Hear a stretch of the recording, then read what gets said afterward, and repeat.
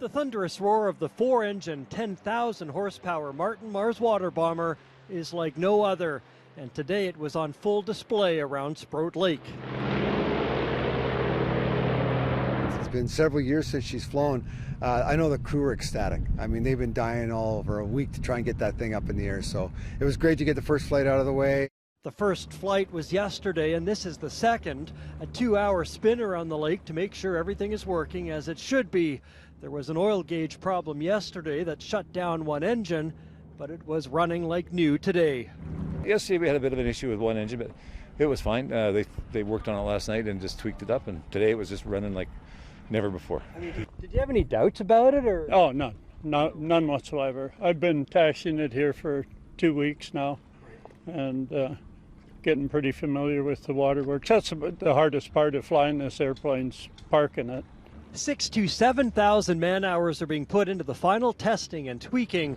The engines had been kept in good shape. When they're put in storage, they're pickled with a good preservative inhibitor, and they come out shiny new. And the guys worked hard, got it going.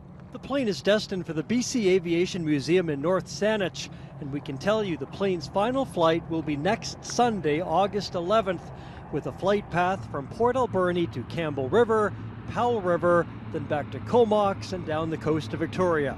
The exact times will be announced on the Colson Facebook page, and the big water bomber will be joined by another group of famous Canadian airplanes. Yeah, so next Sunday is exciting. We deliver the airplane into its final resting spot in Victoria, and we'll be escorted by the snowbirds. They're going to be joining us and be taking us in for our final flight in, so that's really, really exciting for the crew. And nostalgia is definitely setting in now for those who have been around and worked on this plane for years. Yeah, actually funny you mentioned that. I was just out here on final and I said, I'm not sure I want to take this to Victoria. I think I'm going to keep it here. It's big, it's heavy, it's old school, but it certainly puts a smile on our faces. And a tear in our eyes. Almost in mine too. And the plane is scheduled for another 2-hour test flight around Sproat Lake tomorrow.